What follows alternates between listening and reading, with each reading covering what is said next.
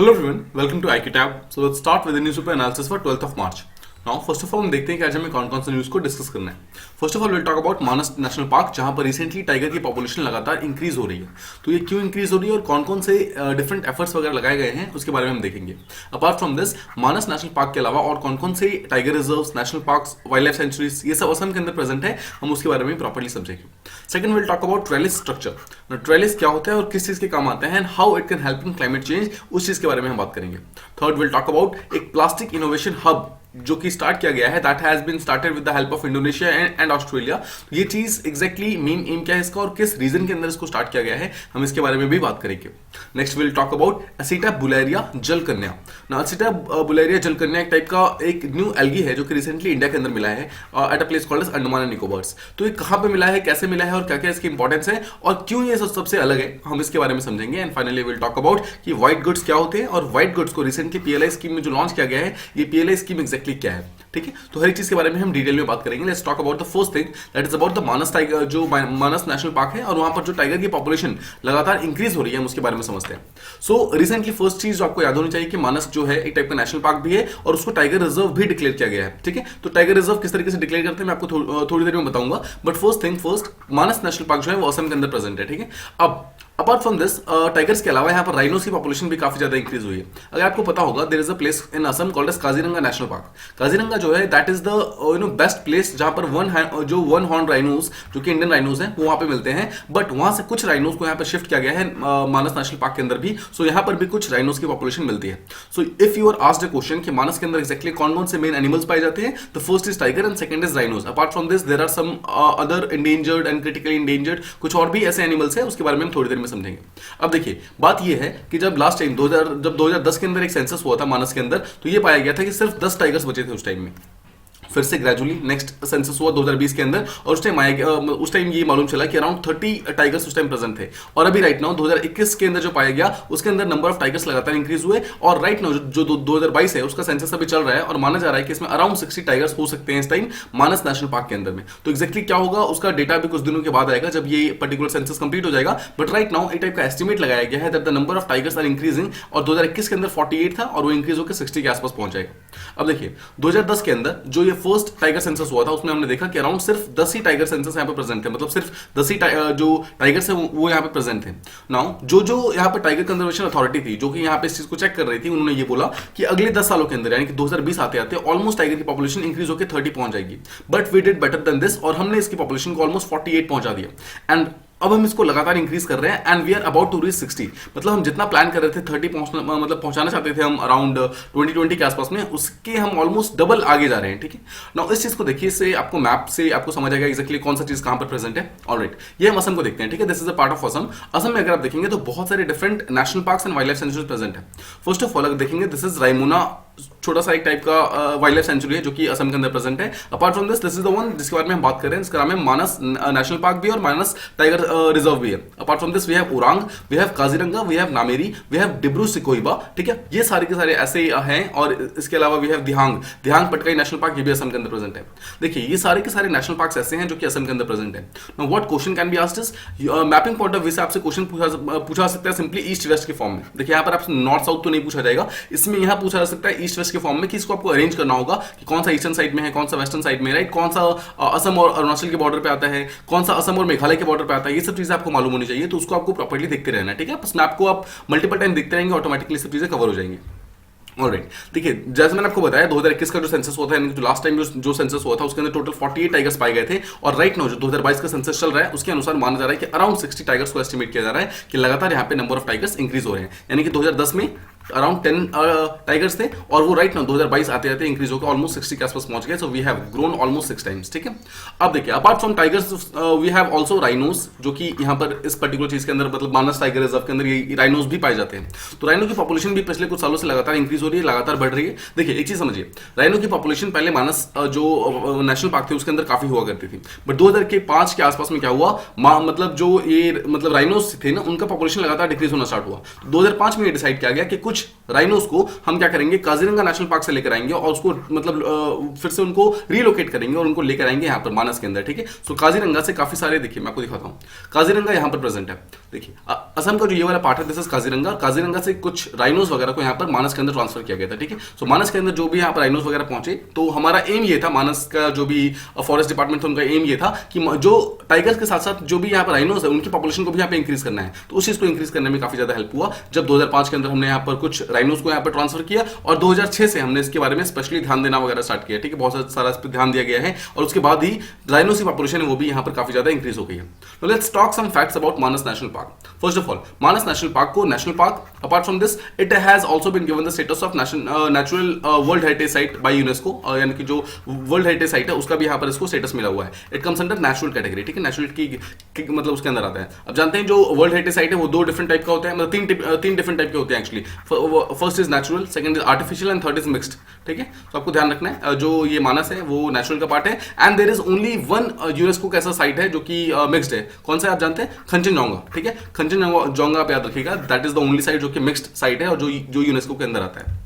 अब देखिए, first of all हमने देखा ये एक टाइप का नेशनल पार्क है, सेकंड हमने देखा एक टाइप का वर्ल्ड हेरिटेज साइट है, थर्ड ये एक टाइप का एलिफेंट रिजर्व भी है, ठीक है। यानी कि यहाँ पे एलिफेंट की पॉपुलेशन भी आपको अच्छी खासी मिल जाएगी।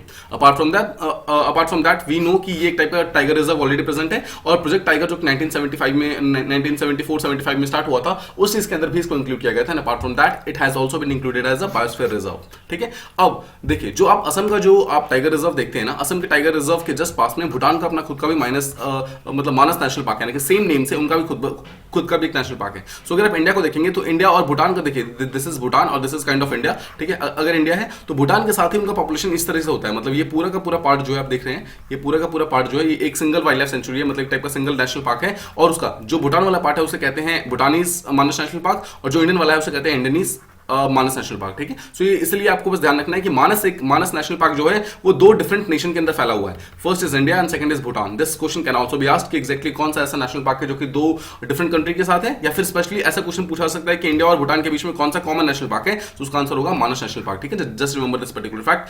ये सब मतलब छोटे छोटे फैक्ट्स हैं बट ये सब क्वेश्चन डायरेक्टली आ सकते हैं। अपार्ट फ्रॉम दिस एक चीज आपको ध्यान रखना है और कौन कौन से डिफरेंट एनिमल्स वगैरह हैं जो कि मानस नेशनल पार्क के अंदर पाए जाते हैं। सो वी हैव, देखिए हमने यहाँ पर देखा टाइगर्स है, यहाँ पे एलिफेंट्स है हमारे पास, हमने यहाँ पर राइनोस वगैरह को देख लिए, ये तो मेन हो गए। इसके अलावा we have hispid hare, we have Assam roof turtles वगैरह जो है, we have pygmy hog, we have golden langurs, we have wild water buffaloes, ये सब चीजें यहाँ पर प्रेजेंट है। तो देखिए आपसे ये कोई डायरेक्टली नहीं पूछेगा कि कौन कौन से एनिमल्स है उसको लिखना होगा, आपको ऐसा कोई नहीं पूछेगा। Know the one question that can be asked is कि कौन जो एनिमल्स यहाँ पे न्यूज में होते हैं ना उनका यूपीएससी नॉर्मल आईयूसीएन स्टेटस पूछता है, ठीक है। आईयूसीएन स्टेटस, उनका हैबिटेट वगैरह ये सब पूछता रहता है। सो अगर आप कोई भी एनिमल वगैरह देखते हैं तो उसका आपको एक बेसिक आइडिया होना चाहिए कि एक्जैक्टली उसका कंजर्वेशन स्टेटस क्या है। तो देखिए जैसे हिस्पिड हेयर है, हिस्पिड हेयर आप जानते होंगे, हिस्पिड हेयर के बारे में काफी ज्यादा ये न्यूज के अंदर भी रहता है। इसका जो आईयूसीएन स्टेटस है दैट इज एक्चुअली एंडेंजर्ड, ठीक है। Apart from this Assam roof turtle जो है इसको काफी ज्यादा पोचिंग वगैरह होती है इसके कारण इसका जो मतलब स्टेटस है दैट इज क्रिटिकली एंडेंजर्ड, ठीक है। पिग्मी हॉक जो है उसका एंडेंजर्ड है। अपार्ट फ्रॉम दिस गोल्डन लंगूर का भी एंडेंजर्ड है एंड वाइल्ड वाटर जो है इसका भी एंडेंजर्ड है। तो आप देख सकते हैं इस असम रूफ टर्टल जिसका एक टाइप का क्रिटिकली एंडेंजर्ड है, इसके अलावा जितने भी बाकी हैं सबके सबका यहाँ पर एंडेंजर्ड है, ठीक है। Just remember this particular thing. और इसके अलावा आपको कोई भी अगर एनिमल्स वगैरह मिले तो आपको देखिए इसको प्लीज कभी भी आप इसको मतलब याद मत कीजिए, इसको कभी भी रटने की कोशिश नहीं करनी है आपको, सिंपली आपको समझना है। देखिए जैसे असम रूफ टर्टल है, आपने अगर आप जैसे आप न्यूज़पेपर को फॉलो कर रहे हैं, आप न्यूज़पेपर के जैसे न्यूज़ वगैरह सुनते हैं तो आपको एक चीज समझ आता होगा कि ये पर्टिकुलर जो टर्टल है ना वो सिर्फ और सिर्फ कुछ ही मतलब ऐसे मंदिर वगैरह है जहां पर मतलब पाए जाते हैं, हर एक जगह पे ये मिलता नहीं है, ठीक है। कुछ असम के एक पर्टिकुलर मंदिर है सिर्फ वहीं पर उनको कंजर्व करके रखा हुआ है। इसका मतलब क्या है कि वाइल्ड के अंदर वो नहीं मिल रहे हैं, वाइल्ड के अंदर नहीं मिल रहे हैं मतलब फॉरेस्ट के अंदर नहीं मिल रहे हैं, पानी के अंदर नहीं मिल रहे हैं। इसका मतलब क्या, उनका पॉपुलेशन लगातार डिक्लाइन हो रहा है एंड सिमिलरली इसका मतलब यह है कि डेफिनेटली वो क्रिटिकली इंडेंजर्ड के अंदर आते हैं। तो ऑटोमेटिकली अगर आप चीजों को एनालाइज करना सीख लेंगे ना तो आपको ऑटोमेटिकली समझ आ जाएगा, फिर आपको ये सब चीजें याद करने की जरूरत नहीं पड़ेगी, ठीक है। तो ये था हमारा फर्स्ट टॉपिक। आई होप आपको ये चीजें प्रॉपर्ली समझ आ गई। Now let's move on to the next one. यहां हम बात करने वाले हैं ट्रेलिस स्ट्रक्चर के बारे में। देखिए आप इस पर्टिकुलर इमेज को देखिए, आपको एक बेटर आइडिया लगेगा। ट्रेलिस का सीधा सा मतलब होता है जब हम एक सपोर्ट की हेल्प से एक पर्टिकुलर प्लांट को क्रीप कराने की कोशिश करते हैं, मतलब उठाने की कोशिश करते हैं ताकि उसके रूट्स वगैरह जमीन पे ना रहे, वो हवा में रहे, ठीक है। That is called as trellis structure. मैं आपको सिंपल वर्ड्स में इसको समझाता हूं, आपको बेटर समझ आएगा। देखिए ये एक टाइप का आर्किटेक्चरल स्ट्रक्चर है, मतलब एक टाइप का पैटर्न टाइप होता है जहां पर बहुत सारे डिफरेंट मटेरियल्स को यहां पर आपस में इंटरवोव करते हैं, मतलब बुनते हैं आपस में, जैसे वुड्स हो गए, बैम्बूज हो गए, मेटल्स वगैरह हो गए। आप इस पर्टिकुलर इमेज को फिर से देखिए, देखिए आप देख रहे हैं यहाँ पर बहुत सारे बैम्बूज, बहुत सारे मेटल्स वगैरह को आपस में बुन करके एक ऐसा स्ट्रक्चर बनाया गया है जिसके ऊपर प्लांट्स को मतलब लगाया गया है। तो प्लांट क्या है, प्लांट क्रीपर की तरह क्या होता है, इसके आसपास घूमता रहता है, मतलब इसके आसपास करता है। तो प्लांट यहाँ पे जमीन पर नहीं रहता है, प्लांट यहाँ पर एक्चुअली हवा के अंदर ग्रो करता है। तो जितने भी न्यूट्रिएंट्स वगैरह होते हैं वो सब वो सॉइल से लेता है, मतलब ऑब्वियसली इसका जो रूट्स होता है वो सॉइल के अंदर होता है, बट जो उसका अपर पार्ट है, जो बॉडी पार्ट है जो प्लांट का, वो हमेशा हवा के अंदर मूव करता है। ठीक है, that thing is called as a trellis structure. तो ऐसा कोई भी जब स्ट्रक्चर बनाया जाता है with the help of the plants, जहां पर हम किसी भी टाइप की कल्टिवेटर्स की, क्लाइंबर्स, क्रीपर्स, इन सबको उगाने की कोशिश करते हैं, that is called as trellis structure. ठीक है, अब देखिए इसमें आप कौन कौन से प्लांट्स को उगा सकते हैं। कोई भी ऐसा प्लांट जो कि क्लाइंबर हो, कोई भी ऐसा प्लांट जो कि क्रीपर हो, या फिर कोई भी ऐसा प्लांट जिसको आप मतलब हवा में कल्टिवेट करना चाहते हैं, they all are called as trellis structure के पार्ट। ठीक है, सिंपल वर्ड्स में जैसे बिटर गॉड हो गया, पॉन्टेड गॉड हो गया, काउपी हो गया, बीन्स हो गया, ये सब ऐसे प्लांट्स हैं जो कि रूट्स मतलब जिसके जमीन पे नहीं उगते हैं, ये सब हमेशा हवा में होते हैं। मतलब इस तरीके से आप एक सपोर्ट ले सकते हैं, उसके ऊपर आप इसको ग्रो करा सकते हैं। ठीक है, इस तरीके से।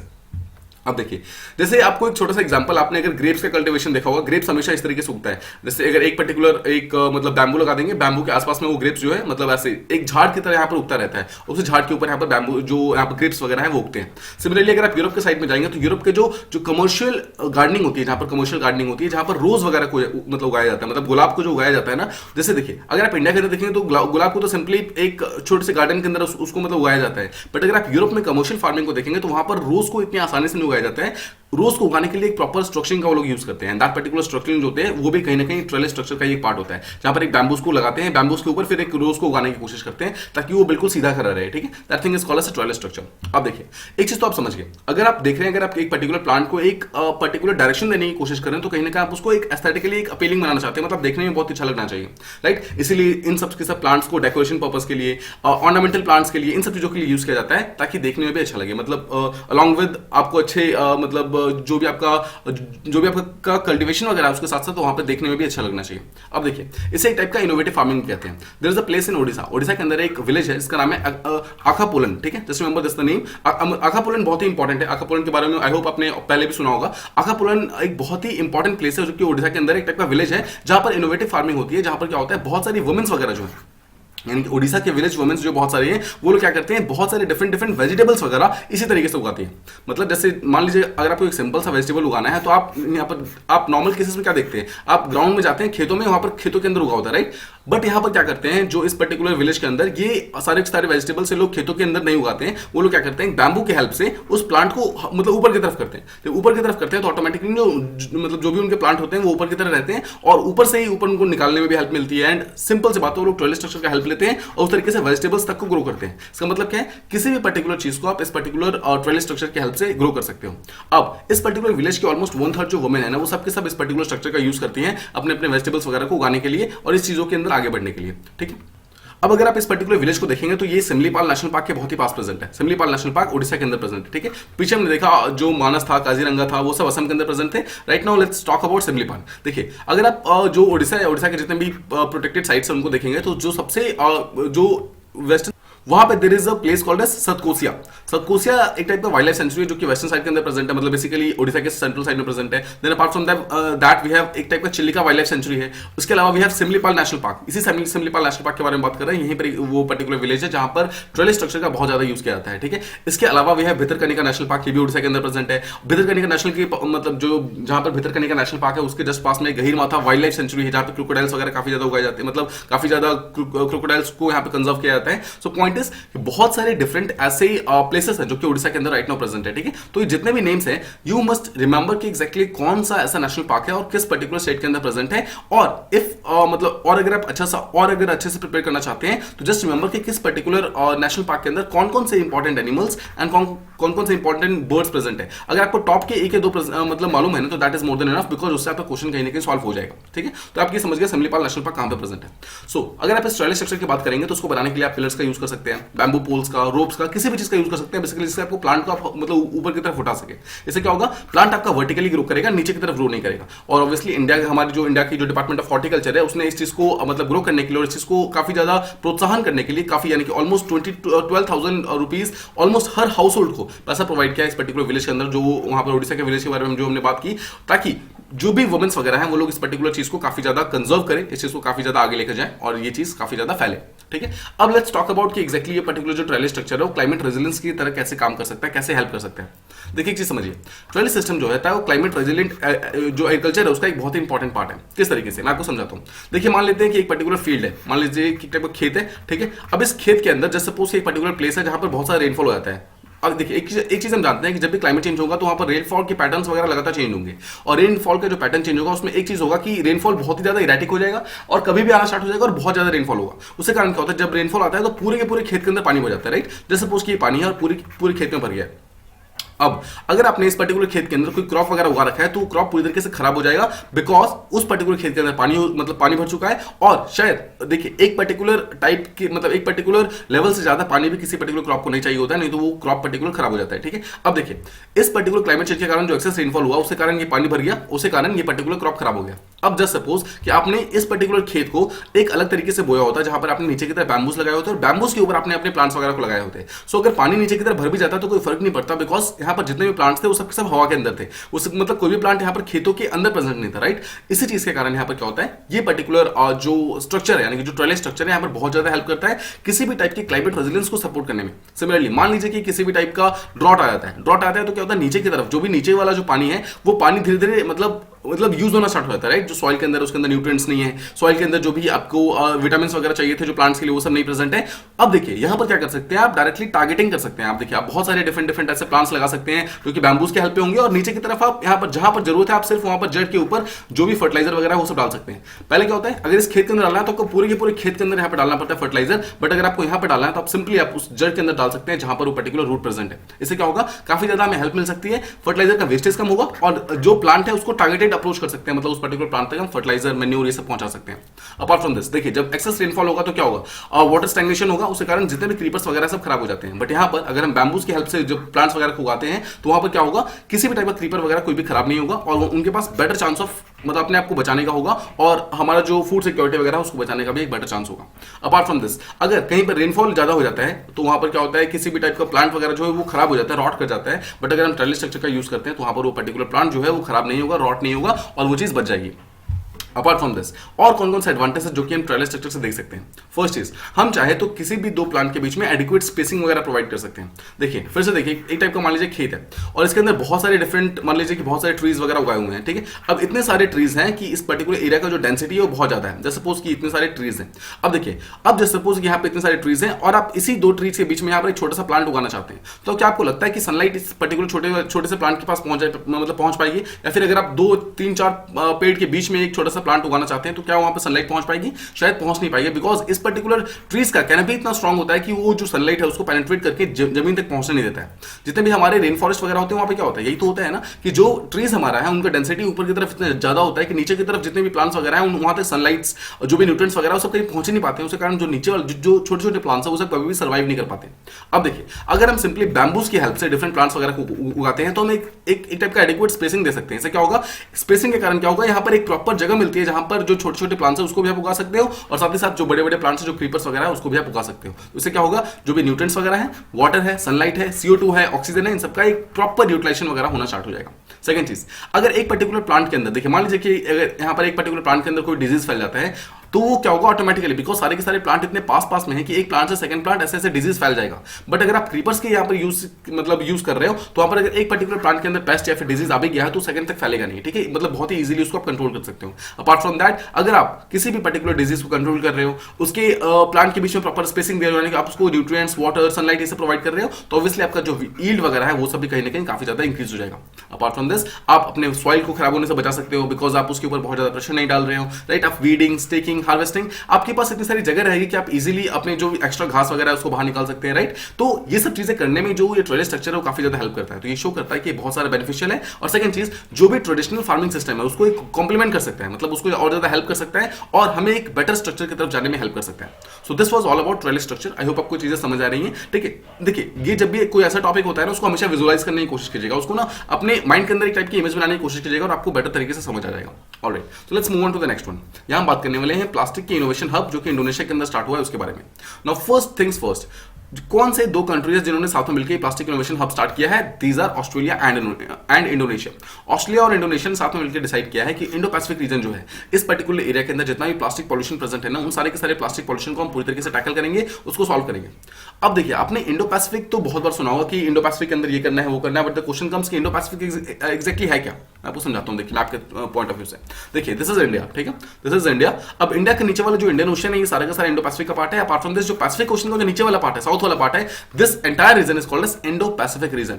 ये वाला Indian Ocean, this is Pacific Ocean, and this two when combined they are called as Indo Pacific region, ठीक है। आई होप आपको एक बेटर आइडिया लग गया। सो इंडियन ओशन पूरा का पूरा है, और जो पैसिफिक ओशन है उसका साउथ वाला पार्ट है, that thing is called as Pacific Ocean का जो इंडो पैसिफिक का जो पैसिफिक है वो बेसिकली साउथ पैसिफिक के बारे में बात करता है, ठीक है। तो जो नॉर्थ पैसिफिक है वो इसके अंदर इंक्लूडेड नहीं होता है। ऑलराइट, अब ये चीज समझ गया, अब आगे मूव करते हैं। देखिए, ऑस्ट्रेलिया की जो गवर्नमेंट है, ऑस्ट्रेलिया की गवर्नमेंट का जो डिपार्टमेंट ऑफ फॉरेन अफेयर्स है, उसने ये डिसाइड किया है कि जो इंडो पैसिफिक रीजन के आसपास जितना भी प्लास्टिक पॉल्यूशन वगैरह है उसको हम जल्दी जल्दी वो करेंगे, साफ करेंगे, ठीक है। अपार्ट फ्रॉम दिस, ऑस्ट्रेलिया के अंदर एक बॉडी है जिसका नाम है CSIRO, मतलब कि Commonwealth Scientific and industrial research Organisation. बहुत सारे कॉमनवेल्थ नेशंस ऐसे हैं जो कि साथ में मिलकर यहाँ पर काम करते हैं, और इन सब के सब ने साथ में मिलकर ये पर्टिकुलर बॉडी बना रखी है, ठीक है। तो ये मतलब बॉडी जो है ऑस्ट्रेलिया का हेल्प दे रही है, मतलब हेल्प कर रही है। अपार्ट फ्रॉम दिस, जो ऑस्ट्रेलिया की जो नेशनल स्पेस एजेंसी है, ये तीनों ही चीजें, ये तीनों ही बॉडीज, ऑस्ट्रेलिया की गवर्नमेंट का department of foreign affairs, Commonwealth का scientific and industrial research organisation, और जो ऑस्ट्रेलिया की साइंस मतलब जो एजेंसी है, तीनों साथ में मिलकर इस पर्टिकुलर मतलब प्लान को, यानी कि जो plastic innovation hub Indonesia project है, इस चीज को उन्होंने लॉन्च किया। इसके लिए बहुत सारा पैसा उन्होंने लॉन्च किया, बट ये पैसा आपसे कोई नहीं पूछेगा, तो जस्ट मतलब इसको याद करने की जरूरत नहीं है। अपार्ट फ्रॉम दैट, देखिए है क्या, जो इंडो पैसिफिक वाला पार्ट प्रेजेंट है ना, वहां पर ऑलमोस्ट माना जाता है कि 5 बिलियन से 10 billion individual sheets of plastic जो है अभी भी तैर रहे हैं, जो कि पानी के अंदर यानी कि ओशन के अंदर प्रेजेंट है। तो ओशन के अंदर इतना सारा प्लास्टिक होगा तो एक्जैक्टली काम कैसे करेगा? देखिए, आप इस चीज को देखिए, इस पर्टिकुलर इमेज को देखिए, यहाँ पर देख रहे हैं ओशन है, ओशन के अंदर बहुत सारा प्लास्टिक वगैरह से फैला हुआ है। तो दिस इज नॉट जस्ट एक टाइप का रिप्रेजेंटेटिव इमेज, बट ऐसा रियलिटी में है जहां पर बहुत सारा जो प्लास्टिक वेस्ट है, जो कि बहुत सारे लोग क्या होता है रिवर्स में फेंक देते हैं, अपने बेसिकली अपने ड्रेनेज में फेंकते हैं, ड्रेनेज से रिवर्स तक पहुंचता है, और रिवर्स से अल्टीमेटली वो सी तक पहुंच जाता है, और सी के अंदर वो प्लास्टिक वेस्ट बहुत ज्यादा फैलने लगता है। अब वो प्लास्टिक क्या होता है, वो एक्वेटिक जो ऑर्गेनिजम्स होता है वो कभी कभी उसको खा लेते हैं, उसके कारण जितने भी एक्वेटिक एनिमल्स होती है उनकी डेथ होना स्टार्ट हो जाती है, राइट। फिर उस एक्वेटिक एनिमल को जो दूसरा जो लार्जर फिश होता है, जो लार्जर एनिमल होता है वो खाता है, तो उसको भी ऑब्वियसली इससे दिक्कत होती है, और उसके कारण प्रॉब्लम जो काफी ज्यादा इंक्रीज हो जाती है। Now let's talk about this particular initiative. देखिए, जो रिसेंटली ऑस्ट्रेलिया और जो इंडोनेशिया दोनों ने साथ में मिलकर लॉन्च किया है, ये एक्चुअली एक बड़े इनिशिएटिव का पार्ट है। नाउ CSIRO जो है उसने एक लार्जर इनिशिएटिव स्टार्ट किया हुआ है जिसका नाम है ending plastic waste mission. Ending plastic waste mission जो है, इसको जो Commonwealth Scientific Industrial research Organisation उसने स्टार्ट किया हुआ है, और इसी पर्टिकुलर प्रोजेक्ट के अंदर में ऑस्ट्रेलिया इंडोनेशिया ने साथ में मिलकर प्लास्टिक वेस्ट को साफ करने का मतलब डिसाइड किया। ऑलराइट, अगर आप इस एंडिंग प्लास्टिक वेस्ट मिशन के बारे में बात करेंगे तो एक चीज आपको ध्यान रखना है, इन्होंने प्लान ये किया है कि जितना भी प्लास्टिक वेस्ट, जितना भी plastic pollution right now Indo Pacific के अंदर प्रेजेंट है ना, उसका ऑलमोस्ट 80% जो है वो 2030 तक हमें सारा का सारा साफ करना है, उसको सारा का सारा निकालना है। अब इस चीज में जो बहुत सारे यूनाइटेड नेशन के मेंबर कंट्रीज है वो लोग भी इसकी हेल्प कर रहे हैं, ठीक है। मतलब जो CSIRO है उसकी हेल्प कर रहे हैं, ऑस्ट्रेलिया की हेल्प कर रहे हैं, इंडोनेशिया की हेल्प कर रहे हैं, इन सारी कंट्रीज की हेल्प कर रहे हैं। अब रिसेंटली यूएन का एनवायरमेंट असेंबली जो है उसकी रिसेंटली मीटिंग हुई थी, 5th मीटिंग हुई थी, जहां पर उन्होंने इस पर्टिकुलर चीज को, जो CSIRO का जो ये एम है, उस चीज को उन्होंने बहुत ही सीरियसली लिया, ठीक है। इसके बारे में काफी बातचीत हुई और डिसाइड किया गया, एक टाइप का बेसिकली रिव्यू किया गया कि एग्जैक्टली कितना प्लास्टिक वेस्ट साफ हो गया और कितना और कितना बाकी है। देखिए, एक चीज समझिए, अगर आपको हमारे एनवायरमेंट को बचाना है, अगर हमारे एनवायरमेंट को अगर प्रोटेक्टेड रखना है ना, और अगर हमारा अर्थ जो है अगले मतलब 100-200 सालों तक अगर सेफ रहना चाहता है, तो उसमें ओशंस का एक बहुत इंपॉर्टेंट रोल होने वाला है। बिकॉज आप जानते हैं ओशन एक ऐसा प्लेस है जहां पर हमारा मेजॉरिटी ऑफ द ऑक्सीजन जो है वहीं पे प्रोड्यूस होता है, बिकॉज जो ओशंस वगैरह उसके अंदर एल्गिस प्रेजेंट होते हैं, और जो एल्गिस वगैरह प्रेजेंट होते हैं ना, वो एक्चुअली ऑक्सीजन को प्रोड्यूस करते हैं। तो इसी पर्टिकुलर ऑक्सीजन को बचाने के लिए सबसे पहले ओशंस को बचाना जरूरी है, and that's why plastic pollution, specially वो प्लास्टिक पॉल्यूशन जो कि ओशन के अंदर प्रेजेंट है, उस चीज को प्रोटेक्ट करना बहुत ज्यादा इंपॉर्टेंट है, उस चीज को प्लास्टिक पॉल्यूशन को बाहर निकालना बहुत इंपॉर्टेंट है, and that is why different bodies जो है सबके सब साथ में मिलकर इसको करने की कोशिश कर रहे हैं। नाउ ये जो रिसेंटली जो पार्टनरशिप है, इसके अंदर बहुत सारे डिफरेंट इन्वेस्टर्स, रिसर्चर्स, बहुत सारे स्टेक होल्डर्स सबके सब साथ में आएंगे, और देन इसके अलावा बहुत सारे पब्लिक सेक्टर्स, प्राइवेट सेक्टर सबके सब साथ में आएंगे ताकि इस पर्टिकुलर प्लास्टिक वेस्ट को यहाँ पर सॉल्व किया जा सके। नो, ये प्लास्टिक वेस्ट जो है सिर्फ ओशन के अंदर ही नहीं, जितने भी वाटर वेज यानी वो सारे के सारे रिवर्स, जिस रिवर के होते हुए ओशन तक वो प्लास्टिक पहुंचता है ना, उन सारे के सारे रिवर्स को भी यहाँ पे साफ करना है। तो यहाँ पर उन्होंने बहुत सारे डिफरेंट प्लान्स किया है, मतलब बहुत सारे प्लान्स वगैरह बनाए हैं जिसके थ्रू इस चीज को एनालाइज करना है, मेजर करना है, प्लास्टिक पॉल्यूशन को एक्जैक्टली चार्ट करना है, ठीक है। फिर जावा, बाली, ये सब डिफरेंट आइलैंड है जो कि इंडोनेशिया के अंदर प्रेजेंट है, इन सब चीजों को प्रॉपर्ली चेक करते रहना है कि एक्जैक्टली कितना प्लास्टिक वेस्ट है, कितना बचा हुआ है, कितना और फिनिश करना है, ठीक है, इन सब चीजों को करना है।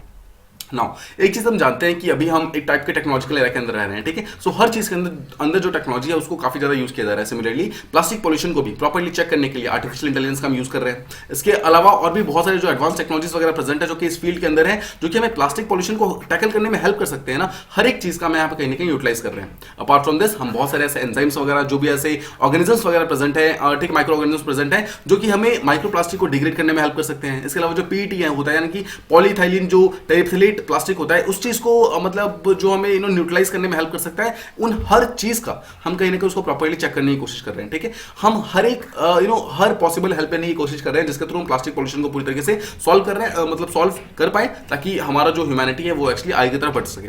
अब देखिए जो CSIRO है उसके बारे में हम कुछ चीजें देख लेते हैं। Council of Scientific and industrial research Organisation, इसका हम देखते हैं। सबसे पहले देखिए एक टाइप के ऑस्ट्रेलिया के अंदर ही काम करती है, ठीक है। इसका जो मेन हेडक्वार्टर है that is actually present in Canberra, यानी कि जो ऑस्ट्रेलिया का कैपिटल है कैनबरा, वहीं पे ये चीज प्रेजेंट है। और इसका मेन काम क्या है कि साइंटिफिक रिसर्च वगैरह करना है। अब इस CSIRO के अंदर बहुत सारे डिफरेंट बॉडीज हैं, जहां पर जितने भी कॉमनवेल्थ नेशंस हैं वो सब के सब इसका पार्ट है। अब ये मतलब माना जाता है कि पूरे वर्ल्ड के अंदर फैला हुआ है, मेजॉरिटी ऑफ द कंट्रीज जो है ऑलरेडी इसका पार्ट बन चुके हैं, बट ये सिर्फ ऑस्ट्रेलिया के अंदर ही सिर्फ 50 साइट्स के अंदर से ज्यादा फैला हुआ है। और अपार्ट फ्रॉम दिस और भी बहुत सारे डिफरेंट कंट्रीज के अंदर है, जैसे कि चाइल्ड के अंदर है, फ्रांस के अंदर है, यूनाइटेड स्टेट्स के अंदर है। देखिए इसके हम हल्का सा लोकेशन देखते हैं। यूएस का लोकेशन तो आपको पता है कि कहां प्रेजेंट है। दिस इज यहाँ पर जो नॉर्थ अमेरिका है, दिस इज साउथ अमेरिका, ठीक है। तो ये वाला पार्ट जो है this is actually north America, और ये वाला पार्ट यानी कि जो अलास्का वाला पार्ट है ये भी नॉर्थ अमेरिका का पार्ट है, ठीक है। ये आप जानते हैं यूएस का आप लोकेशन एक्जैक्टली जानते होंगे। चाइल्ड और फ्रांस का लोकेशन हम जरा देखते हैं कि एक्जैक्टली क्या है, कहां प्रेजेंट है। चाइल्ड देखिए, अगर आप नॉर्थ अमेरिका के नीचे यानी कि साउथ अमेरिका के अंदर आएंगे तो द लॉन्गेस्ट कोस्ट लाइन वाली कंट्री जो आपको दिखेगी दैट इज एक्चुअली चाइल्ड, ठीक है। ये कंट्री जो है आप जो बिल्कुल आप वेस्टर्न साइड में देखेंगे इस पर्टिकुलर साउथ अमेरिका के, तो नीचे वाले साइड में साउथ वेस्टर्न साइड में तो आपको चाइल्ड मिलेगा, ठीक है। ये चाइल्ड जो कंट्री है बहुत इंपॉर्टेंट है, बिकॉज चाइल्ड भी एक बहुत ही इंपॉर्टेंट रोल प्ले कर रहा है इस पर्टिकुलर साउथ पैसिफिक ओशन के अंदर। यहाँ पर जितना भी प्लास्टिक वेस्ट है, प्लास्टिक पॉल्यूशन है, उन सबको हेल्प करने में, उन सबको प्रॉपर्ली साफ करने के, ठीक है।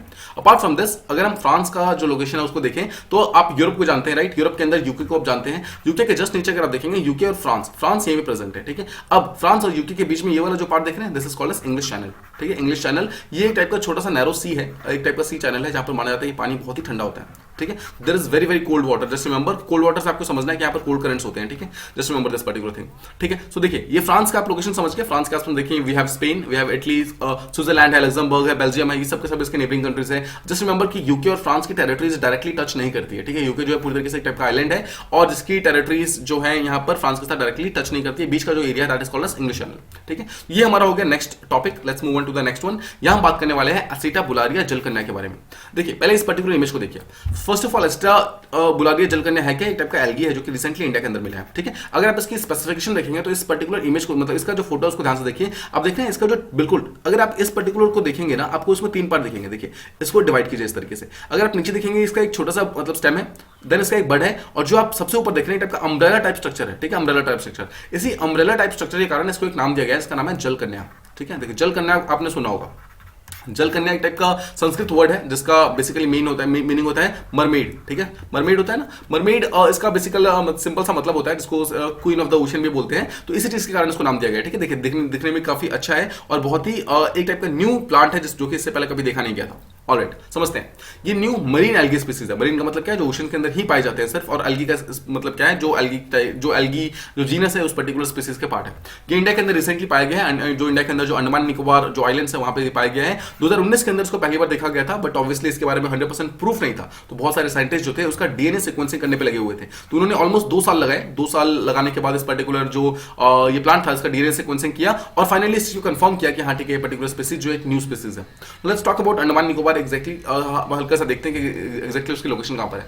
देखिए इफ दिस इज यहाँ पे इंडिया, तो ये वाला पार्ट देख रहे हैं, ये वाला part, this part is called as Andaman Nicobar islands. यहीं पे ये टाइप के वोल्केनिक आइलैंड्स है, ठीक है। और माना जाता है कि ये हिमालयन आइलैंड जो हमारे हिमालयस है उसी के ऑफशूट है, ठीक है। तो हमारे हिमालयस अगर आप देखेंगे हिमालयस इस तरीके से स्टार्ट होते हैं और इस तरीके से यहाँ पर जो हमारे नॉर्थ ईस्टर्न स्टेट्स है वहां पे खत्म हो जाते हैं और उसके बाद फिर मतलब जो पानी है उसके नीचे जाते हैं एंड कुछ कुछ जगहों पर जो बाहर निकलते हैं उस पर्टिकुलर पार्ट को कहते हैं अंडमान निकोबार आइलैंड्स, ठीक है।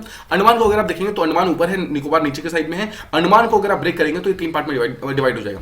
फर्स्ट है सबसे ऊपर आएगा नॉर्थ अंडमान, देन कम आएगा middle Andaman, then comes lower Andaman. Lower Andaman के अंदर एक प्लेस प्रेजेंट है जिसका नाम है पोर्ट ब्लेयर, और पोर्ट ब्लेयर जो है उसका कैपिटल है, ठीक है, अंडमान का। अपार्ट फ्रॉम दीस 3 एक छोटा सा मतलब एक लिटिल अंडमान भी प्रेजेंट है। ये 4th प्लेस है जो कि अंडमान आइलैंड के अंदर प्रेजेंट है, ठीक है। अब अंडमान और निकोबार का के जो बीच का प्लेस है, मतलब जो बीच का जो ये आप मतलब ये जो सी देख रहे हैं इसे 10 डिग्री चैनल देखते हैं, इसे 10 डिग्री चैनल बोलते हैं। Just remember. सो अंडमान और निकोबार का जो ये पार्ट है ना, जो सी है, जहां उसको 10 डिग्री चैनल बोलते हैं। अगर आप निकोबार को देखेंगे तो निकोबार भी बेसिकली दो पार्ट में डिवाइडेड है, जहां पर ग्रेट निकोबार और कार निकोबार में बेसिकली डिवाइडेड है। कार निकोबार इसका बिल्कुल टॉप वाला पार्ट है, ठीक है, और ग्रेट निकोबार इसका नीचे वाला पार्ट है। Apart from this we have little Nicobar और भी बहुत सारे छोटे छोटे यहाँ पे आइलैंड्स वगैरह हैं, but we don't need to go into such details. आपको बेसिक चीजें पता होनी चाहिए कि अंडमान 4 पार्ट में डिवाइडेड है, निकोबार 2 पार्ट में डिवाइडेड है, और अंडमान जो है यहाँ पर अगर आप देखेंगे तो अंडमान और निकोबार के बीच वाला पार्ट जो है that is called as 10 degree channel, ठीक है। अब देखिए आगे बढ़ते हैं, समझते हैं और क्या क्या चीजें इसके लिए इंपॉर्टेंट है। अब जो एसिटाबुलारिया जो है उसके बारे में अगर बेसिक चीजें देखेंगे तो एक चीज समझिए, ये जो है मोर्फोलॉजिकली एक दूसरे एक एल्गी स्पीसीज से बहुत ही सिमिलर है। इसका नाम था एसिटाबुलारिया क्रेनुलाटा। बट क्रेनुलाटा हमें अगर नहीं भी याद होगा तो दैट इज कंप्लीटली फाइन। आपको बस नाम ये रखना, मतलब आपको बस ये याद रखना है कि एसिटाबुलारिया क्रेनुलाटा है क्या, ये टाइप का एल्गी का स्पीसीज है। सिमिलरली एसिटाबुलारिया जो जल कन्या है, जो रिसेंटली जो हमने देखा, वो भी टाइप का एल्गी का स्पीसीज है। अब जैसा मैंने आपको बताया, संस्कृत के अंदर जो जल कन्या वर्ड है उसका मतलब होता है मरमेड, सिंपल सा वर्ड में गॉडेस ऑफ द ओशंस, ठीक है, उसे बोलते हैं। और उसी चीज के नाम जो आपने जो ऊपर एक अम्ब्रेला टाइप स्पीसीज देखी ना, जो एक अम्ब्रेला टाइप स्ट्रक्चर देखा, उसी चीज के कारण इसका नाम जल कन्या पड़ा है। तो देखिए इसका 3 मेन पार्ट्स है। No one is going to ask you कौन कौन से 3 पार्ट है। उसका जो इंपॉर्टेंट वाला पार्ट है वो ये है कि उसका एक अम्ब्रेला शेप का बिल्कुल जो सर्कुलर टॉप मिला है, उसी के कारण इसका नाम जो है जल कन्या मतलब डाला गया है।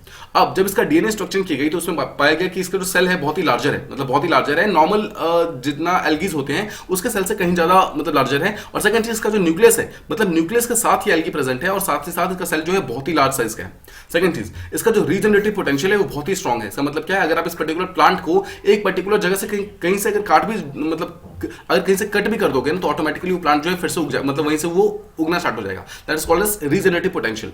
इसके अलावा ये पर्टिकुलर जो एल्गी है वो फोटोसिंथेसिस करने में पूरी तरीके से काबिल है, मतलब उसकी मतलब कर सकता है। अपार्ट फ्रॉम दिस, ये एल्गी को, मतलब ये जो एल्गी है बेसिकली फोटोसिंथेसिस करके जितना भी CO2 है, यानी कि जो एटमॉस्फेयर के अंदर जो CO2 है उसको कन्वर्ट कर देता है इनटू ऑक्सीजन, ठीक है, तो ऑक्सीजन को प्रोड्यूस करता है। इसलिए ये हमारे फूड चेन का एक बहुत ही इंपॉर्टेंट पार्ट है, और इसको बहुत सारे फिश वगैरह खाते हैं। अपार्ट फ्रॉम दिस, जितने भी डेट्रीवोर्स वगैरह हैं, वो डेट्रीवोर्स वो एनिमल्स होते हैं जो कि डेड के ऊपर मतलब अपना वो करते हैं, विचरण करते हैं। बेसिकली डेड एनिमल्स को, डेड इंसेक्ट्स वगैरह को जो खाते हैं, दे are called as डेट्रीवोर्स।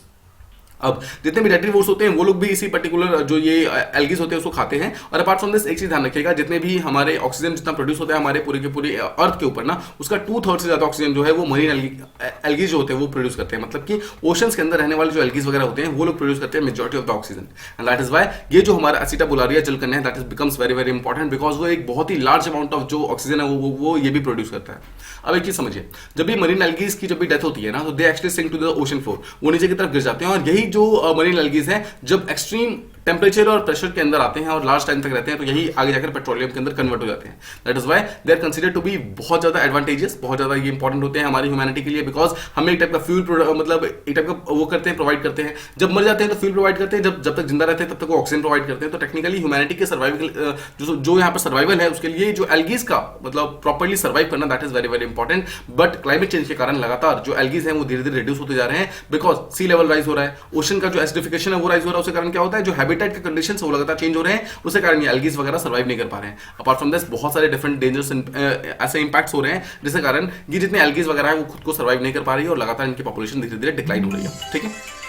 Let's move on to the next one. यहाँ हम बात करने वाले हैं व्हाइट गुड्स के बारे में। व्हाइट गुड्स क्या होता है और एक्जैक्टली उसका जो PLI स्कीम को रिसेंटली लॉन्च किया गया है वो PLI स्कीम क्या है, ठीक है। देखिए रिसेंटली हमारी गवर्नमेंट ऑफ इंडिया ने 2021 के अंदर एक स्कीम लॉन्च किया था, जिसका नाम था PLI स्कीम। PLI का फुल फॉर्म होता है प्रोडक्शन लिंक्ड इंसेंटिव स्कीम, और वो बहुत डिफरेंट 14 सेक्टर्स के लिए इसको लॉन्च किया गया था। उसमें से एक सेक्टर जो था जो है that is called as white goods. First of all let me try and explain कि एक्जैक्टली व्हाइट गुड्स क्या होते हैं। देखिए कोई भी AC, फ्रिज, LED लाइट्स, कोई भी ऐसी चीज जो कि अगर आप मतलब जो चीज को अगर आप सोचेंगे और अगर आपके दिमाग में एक व्हाइट से फिगर बन जाए, ठीक है, कोई भी ऐसा इलेक्ट्रिकल अप्लायंसेस जो कि व्हाइट कलर के होते थे traditionally.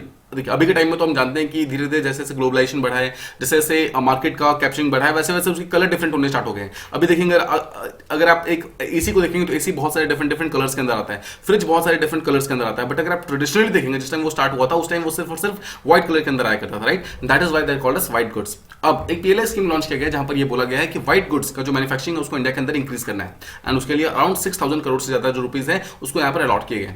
Just try to understand one thing, PLI scheme का एक्चुअली मेन एम क्या है? Production linked incentive. इसका मतलब क्या है? इंडिया के अंदर अगर आप प्रोड्यूस करोगे तो उससे बदले में आपको कुछ इंसेंटिव मिलेगा, मतलब कुछ आपको गवर्नमेंट जो है फायदा देगी।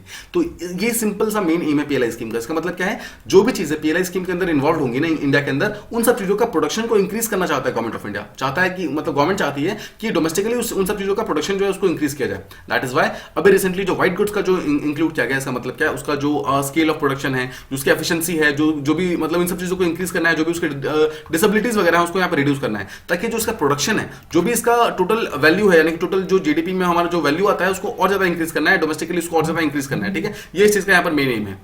अपार्ट फ्रॉम दिस, इस पीएलआई स्कीम के अंदर एक काम हम कर सकते हैं, वो ये है कि हमारे जितने भी इंडिया के जो मैन्युफैक्चरर्स वगैरह हैं वो ग्लोबल इन्वेस्टमेंट्स ले सकते हैं। मतलब बाहर की कोई कंट्री है उनसे हम कोई भी इन्वेस्टमेंट ले सकते हैं। उसके थ्रू क्या होगा? अगर जो भी इन्वेस्टमेंट वगैरह लेंगे उसके थ्रू हमारे पास न्यू टेक्नोलॉजीज आएंगी, हमारे पास और ज्यादा पैसा आएगा, हमारे पास अच्छे टेक्निक्स आएंगे चीजों को बनाने के। उसके थ्रू क्या होगा? हमारा ऑटोमेटिकली हमारा जो एक्सपोर्ट्स है वो धीरे धीरे और ज्यादा बूस्ट हो जाएगा और ज्यादा कॉम्पिटेटिव हो जाएगा, ताकि हम जो एक्सपोर्ट मार्केट है हमारा उसके अंदर हम और अच्छे तरीके से कंपीट कर पाएंगे।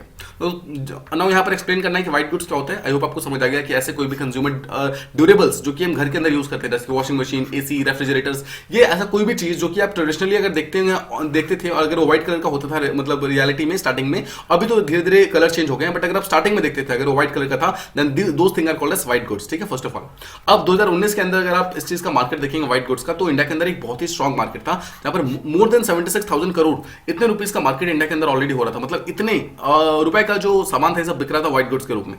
और माना जा रहा है कि 2025 तक हम इस चीज को इंक्रीज करके ऑलमोस्ट 1.5 लाख करोड़ तक पहुंचाना चाहते हैं। मतलब दिस इज आवर एम। हम अगले मतलब 3 साल के अंदर इस मार्केट को ऑलमोस्ट डबल करना चाहते हैं, ताकि ये चीजें डबल हो और हमारा जो व्हाइट गुड का जो प्रोडक्शन वगैरह है वो ज्यादा इंक्रीज हो, ताकि हम इस चीज को एक्सपोर्ट भी कर सके। मतलब डोमेस्टिक जो मैन्युफैक्चरिंग है उसके साथ साथ हम इसको एक्सपोर्ट के अंदर भी इंक्रीज कर सके। अब हम थोड़ा सा देखते हैं पीएलआई स्कीम के बारे में। पीएलआई स्कीम के बारे में कौन कौन सी चीजें हमें मालूम होनी चाहिए।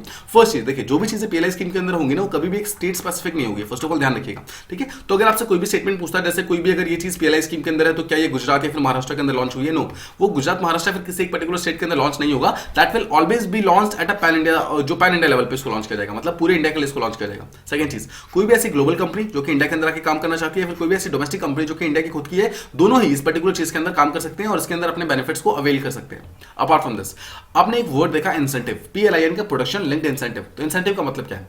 बोला है कि कोई भी ऐसा सामान, कोई भी ऐसा गुड्स जो कि इंडिया के अंदर मैन्युफैक्चर किया जाता है, उसको मैन्युफैक्चर करने के लिए government of India around 4 to 6% extra incentive provide करेगी। मतलब आप जब जो चीज बनाओगे, अगर आपको बनाने में 100 रुपए लग रहे हैं तो उसका 4 से 6 रुपए जो है वो आपको गवर्नमेंट ऑफ इंडिया देगी। ठीक है, मतलब बदले में आपको दे रही है। सोचिए, आपको आपका सामान बनाने के लिए गवर्नमेंट पैसा दे रही है, तो that is why this thing is called incentive, और इसी चीज के लिए आपको फायदा मिलता है। नाउ इसके अलावा ये जो जितना भी सामान वगैरह मिलता है, ये ऐसा नहीं है कि आप मतलब लाइफ टाइम तक आप चीजों को ले सकते हैं। इसका जो टाइम है बेसिकली 5 साल के लिए किया गया है। इस पर्टिकुलर स्कीम को लॉन्च किया गया है तो 2022 के अंदर इसको लॉन्च किया गया है टिल 2027, यानी कि ठीक है 27 तक। अगर आपको कोई भी पर्टिकुलर कंपनी खुद को पीएलआई स्कीम के अंदर रजिस्टर कराती है तो उसको अराउंड इतना 4 to 6% ऑफ द जितना भी पैसा होगा उसको इंसेंटिव के रूप में दिया जाएगा। ठीक है, अपार्ट फ्रॉम दिस देखिए एक चीज और समझिए, ऐसा कोई भी सामान जो राइट नाउ इंडिया के अंदर मैन्युफैक्चर नहीं होता है, ठीक है, जिसको हम अभी तक इंपोर्ट करते हैं, बाहर की कंट्री से इंपोर्ट करते हैं, उन सब के लिए एक अलग से एक टाइप का इंस्ट्रक्शंस है कि ऐसे कोई भी सामान जो कि इंडिया के अंदर राइट नाउ मैन्युफैक्चर नहीं हो रहा है, अगर उसको इंडियन कंपनीज या फिर ग्लोबल कंपनीज इंडिया के अंदर मैन्युफैक्चर करती है तो उसको उन सब चीजों को पीएलआई स्कीम के अंदर एक टाइप का स्पेशल प्रेफरेंस दिया जाएगा और उनको इस चीज के अंदर प्रॉपर्ली सिलेक्ट किया जाएगा और उनको एक्स्ट्रा इंसेंटिव वगैरह प्रोवाइड किया जाएगा। ठीक है, फिर से देखिए जो चीजें इंडिया के अंदर प्रोड्यूस हो रही है उसको आप फिर से इंडिया के अंदर प्रोड्यूस कर रहे हैं तो वो तो अच्छी बात है। ठीक है, आप मतलब कर सकते हैं बिल्कुल, बट द पॉइंट इज कि कोई ऐसी चीज राइट नाउ इंडिया के अंदर प्रोड्यूस नहीं हो रही है और उसको भी अगर आप लाके इंडिया के अंदर प्रोड्यूस करते हैं तो that thing is actually more appreciated और उस चीज के ऊपर आपको एक्स्ट्रा इंसेंटिव वगैरह मिल सकता है। नाउ कोई भी ऐसी कंपनी जिसके पास ब्राउन फील्ड कंपनी है या फिर जो भी ग्रीन फील्ड इन्वेस्टमेंट वगैरह है, दोनों ही इसके अंदर काम कर सकती है। तो बहुत ही सिंपल वर्ड्स में समझते हैं ब्राउन फील्ड और ग्रीन फील्ड के बीच में फर्क क्या होता है। देखिए बहुत ही सिंपल है, मान लीजिए कि आप है, ठीक है, आपने अगर कोई एक बिजनेस वगैरह आपने स्टार्ट किया, अगर आप उस पर्टिकुलर बिजनेस को बिल्कुल स्क्रैच से स्टार्ट कर रहे हैं, ठीक है, स्क्रैच से मतलब बिल्कुल जीरो से स्टार्ट कर रहे हैं और अपने दम पे उस चीज को उठा रहे हैं, मतलब आपने जो बिल्कुल स्टार्टिंग से पहला पैसा जो आपने उठाया वो बिल्कुल जीरो से उठाया, आपने उसके बाद उसकी बिल्डिंग खरीदी, उसके बाद आपने धीरे धीरे उसको उठाना स्टार्ट किया, तो that thing is called as a green field investment, जहां पर आप एवरी सिंगल चीज को जीरो से उठा रहे हैं। ठीक है, मतलब आपके पास पहले कुछ भी नहीं था, आपने बिल्कुल जीरो से प्लान किया, उसको आपने स्टार्ट किया। अब सेकंड चीज, व्हाट इज ब्राउनफील्ड इन्वेस्टमेंट। मान लीजिए कि एक पर्टिकुलर कोई कंपनी थी जिसके पास, मान लीजिए एक पर्टिकुलर पर्सन था जिसके पास ऑलरेडी एक कंपनी मतलब बनी बनाई थी, अब उसी कंपनी को उसने एक दूसरे काम के लिए स्टार्ट कर दिया। तो यहां पर उसके पास स्ट्रक्चर ऑलरेडी था, उसके पास पैसा ऑलरेडी था, उसके पास स्कीम्स ऑलरेडी थी, उसके पास लोग ऑलरेडी थे। तो ये सारे के सारे जो इन्वेस्टमेंट होते हैं that called as brownfield investment. फिर समझिए, ग्रीनफील्ड इन्वेस्टमेंट का सिंपल वर्ड से मतलब है जहां पर आप कोई भी बिजनेस या इन्वेस्टमेंट कर रहे हैं and you are starting from the scratch, यानी कि you are starting from the zero. But brownfield में क्या होता है, अगर आप कोई इन्वेस्टमेंट कर रहे हैं बट आपके पास ऑलरेडी कुछ एग्जिस्टिंग स्ट्रक्चर वगैरह प्रेजेंट है, आपके पास ऑलरेडी कुछ चीजें ऐसी प्रेजेंट है जिसके थ्रू आप अपना काम वगैरह कर रहे हैं और उसी चीज को अगर आप डाइवर्ट करके एक नई बिजनेस स्टार्ट करना चाहते हैं, then that thing is called as brownfield investment. I hope आपको दोनों के बीच में जो मेन डिफरेंस है वो समझ आ गया। Let's talk about this thing. अब बोला गया है कि जो भी कोई पीएलआई स्कीम है जो कि इस व्हाइट गुड के अंदर होगी, अब जो भी सामान वगैरह इसके थ्रू बनाया जाएगा ना, उनको सबसे पहले तो चेक किया जाएगा, उनके स्टैंडर्ड्स को चेक किया जाएगा कि क्या अच्छे स्टैंडर्ड के सामान बन भी रहे हैं फिर नहीं बन रहे हैं। तो फर्स्ट चीज is bureau of Indian standards and second is bureau of energy efficiency. ये दोनों ही ऐसी बॉडीज है जो जहां पर दोनों को ये बोला गया है कि ये दोनों ही ऐसी बॉडीज है जिनको ये एक्चुअली रिस्पॉन्सिबिलिटी दी गई है कि मतलब इन दोनों को चेक करके, मतलब इन दोनों को प्रॉपर्ली चेक करना है और बताना है कि क्वालिटी जो है वो अच्छी है फिर नहीं है। अपार्ट फ्रॉम दिस, अभी रिसेंटली इंडियन गवर्नमेंट ने ये बोला है कि ऑल्दो 2021 के अंदर इस स्कीम को लॉन्च किया गया था, बट इसके बावजूद और बहुत सारी कंपनीज ने इस चीज के लिए यहाँ पर वो भी किया, इन्वेस्ट भी किया है। ऑलमोस्ट 42 कंपनीज ने मतलब इस चीज के लिए अपने आप को मतलब एनरोल कराया है, मतलब बोला है कि हमें इस व्हाइट गुड्स के जो पीएलआई स्कीम है इसके अंदर एनरोल करना है। बट द पॉइंट इज, इसके बावजूद इंडियन गवर्नमेंट जो है एक सेकंड चांस देना चाहती है बहुत सारी डिफरेंट कंपनीज को और चाहती है कि जो व्हाइट गुड्स का जो यहाँ पर पीएलआई स्कीम है उसके लिए एप्लीकेशन विंडो फिर से एक बार मतलब ओपन किया जा रहा है। मतलब कोई भी ऐसी कंपनी जो कि फिर से अपने आप को एनरोल कराना चाहती है इस पर्टिकुलर स्कीम के अंदर, ताकि उनको जो भी एक्स्ट्रा जो मतलब इंसेंटिव वगैरह मिल सके, वो चीज अभी वो सारी कंपनीज फिर से ऐसा करवा सकती है। ठीक है, आई होप आपको सारी चीजें प्रॉपर्ली समझ आ रही हैं कि एक्जैक्टली हम क्या बात कर रहे हैं। अगर आपको कोई भी डाउट है तो please do mention the in, आपको कमेंट बॉक्सेस में अगर आप मेंशन करेंगे तो उसको हम जल्दी से उसको रिप्लाई करेंगे। ऑलराइट, तो आज हम देखते हैं कि आज के रिवीजन क्वेश्चन कौन कौन से हैं जो कि आपको ट्राई करने हैं। तो फर्स्ट क्वेश्चन इज कि आपको फॉलोइंग जो नेशनल पार्क्स वगैरह हैं उसको ईस्ट टू वेस्ट कन्वर्ट करना है, मतलब आपको अरेंज करना है। First is Manas national park, second is Orang national park and third is Kaziranga national park. इन तीनों को आपको ईस्ट टू वेस्ट अरेंज करना है। सेकंड इज एक ट्रू फॉल्स स्टेटमेंट है जहां पर बोला गया है कि Manas national park is both a tiger project tiger का रिजर्व भी है और साथ में एलिफेंट रिजर्व भी है। क्या ये स्टेटमेंट सही है फिर गलत है, आपको ये बताना है। थर्ड इज आगापुरन विलेज जो है is famous for what type of agriculture, किस चीज के लिए एक्चुअली फेमस है। Next is among plants grown on lands and creepers which can better cope against the climate change, यानी कि अगर कल को क्लाइमेट चेंज के एक्सट्रीम कंडीशंस आते हैं तो कौन से प्लांट ज्यादा बेटर तरीके से काम कर पाएंगे, अपने आप को सर्वाइव कर पाएंगे, जो लैंड पे हैं वो या फिर जो क्रीपर्स पे हैं वो कौन से ज्यादा बेटर होंगे। ठीक है, ये चीज बता रहे हैं आपको। Next is which nations have decided to remove plastic from Indo Pacific, कौन कौन से दो नेशंस हैं जिन्होंने साथ में मिलकर पर्टिकुलर प्लान स्टार्ट किया है। नेक्स्ट इज असीटा बुलारिया जलकन्या recently seen in news is a species of what, किस चीज की स्पीसीज है। And the last question is which items are covered under the category of white goods. ठीक है, आपको बताना है। ऑलराइट, तो कल के क्वेश्चन थे उसे हम देख लेते हैं। द फर्स्ट क्वेश्चन वाज कि where has the WHO global centre for traditional medicine been launched. तो आपको याद है जामनगर नाम का एक प्लेस है जो कि गुजरात के अंदर प्रेजेंट है, वहीं पर इस चीज को लॉन्च किया गया है।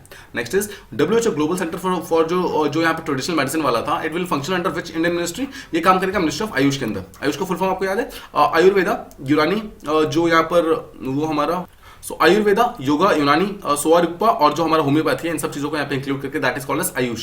Next is what is the membership status of India with respect to CERN. CERN आपको याद होगा, उसमें राइट नाउ इंडिया एक एसोसिएट मेंबर है। ठीक है, और इसके अंदर टोटल 29 मेंबर्स है, इसमें से 29 मेंबर्स है, 28 मेंबर्स जो इनमें से हैं वो सबके सब यूरोपियन यूनियन के मेंबर्स हैं और एक जो मेंबर है जो कि इजराइल है, जो कि नॉन यूरोपियन मेंबर है, हाफ यूरोपियन मेंबर है एक्चुअली, वो भी इसका मेंबर है। नेक्स्ट इज कौन सा लॉन्चर यूज किया गया था ईरान के द्वारा नू 2 सैटेलाइट को लॉन्च करने के लिए, जिसका नाम था मैसेंजर लॉन्चर। ठीक है, तो आपको ध्यान रखना मैसेंजर लॉन्चर जो है वो ईरान का लॉन्चर है। नेक्स्ट इज परमगंगा जो कि recently seen in news is related to what, it is a kind of a supercomputer जो कि काफी ज्यादा फास्ट है और 1.65 पेटाफ्लॉप्स की स्पीड के साथ ही मूव करता है। नेक्स्ट इज कौन सी कंट्री ऐसी है जिसने अभी तक रेटिफाई नहीं किया है BBIN एग्रीमेंट को। देखिए बांग्लादेश, भूटान, इंडिया, नेपाल, ये इसके 4 मेंबर्स हैं, इसमें से भूटान ने अभी तक इसको रेटिफाई नहीं किया। तो ये थे हमारा आज का जितने भी क्वेश्चंस एंड टॉपिक्स थे। आई होप आपको सारी चीजें प्रॉपर्ली समझ आ गई होंगी। अगर आपको कोई भी डाउट है तो please do mention them in comment boxes. और apart from that keep revising things. ठीक है, प्रीलिम्स धीरे धीरे पास आ रहा है, उसको आप और ज्यादा रिवाइज करते रहिए। अपने जो स्टैटिक सब्जेक्ट्स है सबसे पहले आप उसको स्ट्रॉन्ग कीजिए। ठीक है, ज्योग्राफी, हिस्ट्री, पॉलिटी, इकोनॉमी, और इसके अलावा जब ये चारों आप कर लेते हैं उसके बाद move to current affairs. Current affair के साथ ही आप मूव कीजिए यहाँ पर एनवायरमेंट के ऊपर, एनवायरमेंट के साथ ही यहाँ पर साइंस एंड टेक के जितने भी करंट अफेयर वगैरह उसको यहाँ पे याद कीजिए। But first of all try to strengthen these 4। अगर आपके ये चारों यहाँ पे स्ट्रॉन्ग है ना तो आपको फिर मेजॉरिटी ऑफ द क्वेश्चन आपके इजीली सेलेक्ट हो जाएंगे। Apart from this, there is a small announcement kind of thing. कल संडे है तो let's skip a day, मतलब एटलीस्ट एक वीक के अंदर let's skip one day and we'll try to continue this from मतलब जो नेक्स्ट मंडे होगा यानी कि जो परसों होगा फिर से वहाँ पर स्टार्ट करेंगे। ठीक है, तो let's take a rest for tomorrow और जो भी जो आज वाले क्वेश्चन है उसको मंडे को डिस्कस करेंगे। और जो मंडे का जो मतलब हमारा जो डिस्कशन होगा दोनों ही एडिटोरियल प्लस जो न्यूज़पेपर एनालिसिस होगा उसको हम मंडे को कंटिन्यू करेंगे, उसी चीज़ को मतलब हम आगे लेके चलेंगे। ठीक है, तो ये था हमारा आज का डिस्कशन। आई होप आपको ये वीडियो पसंद आई होगी। अगर आपको इससे कुछ सीखने को मिला तो please do like share and subscribe and thank you so much for listening.